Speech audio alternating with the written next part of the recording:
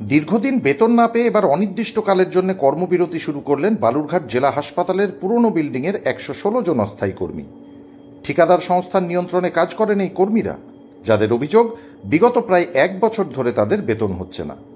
আমরা সিদ্ধান্ত নিলাম, আমাদের 7 মাস ধরে বিল পে হয়নি, আমরা বিল পাচ্ছি না। আমাদের মালিক যদি না পেমেন্ট পাই সরকারি সংস্থা থেকে, আমাদের মালিক যদি পাই তবেই আমরা পাবো। এবার মালিক যদি বিল না পাই তাহলে আমাদের কি করে দিবে? এবার আমরা নিজে খেয়ে পরে 7 মাস ধরে কাজ করে যাচ্ছি, এর বেশি আর আমাদের এখন সামর্থ্য নেই, আমরা কাজ এখন আর করতে পারছি না, যার জন্য আমরা কাজকে বন্ধ করার জন্য আমরা এখন ঘোষণা করছি। আমরা দিন 10 সময় দিয়েছিলাম, আগেই দেখছিলাম কিন্তু সময় দিয়েছিল, তা সত্ত্বেও আমাদের কোনো সুরা হয়নি। সিওএইচ সাহেব আপনাদেরকে কি আশ্বাস দিয়েছেন? উনি কোনো মৌখিক দেয়নি, আমাদের মালিক ছিলেন 10 দিন আমি সময় নিই, তারপরে তো কোনো সুরা হয়নি।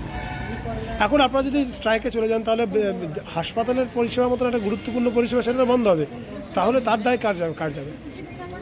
যে প্রশাসনের যে বিল দিচ্ছে না, আমরা তো কখনো চাইবই না যে বন্ধ হোক, আমরা সুষ্ঠুভাবে পরিষেবা দিয়ে যাবো। আমরা তো আজকে না 99 সাল থেকে কাজ করি সবাই, এই যে 116 জন মতন আছে, কিন্তু আমরা যদি টাকা পয়সা না পাই আমাদের চলবে কি করে?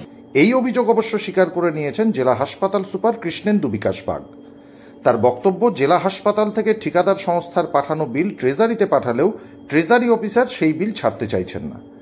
একাধিকবার জেলা প্রশাসন ও স্বাস্থ্য দপ্তরে জানিয়েও এই সমস্যার সমাধান হয়নি। পুরনো বিল্ডিংয়ের 14 জন কর্মী কর্মবিরতিতে যাওয়ায় পরিষেবা বিঘ্নিত হবে তা স্বীকার করেছেন হাসপাতাল সুপার। ব্যুরো রিপোর্ট, সংবাদ বাংলা টিভি।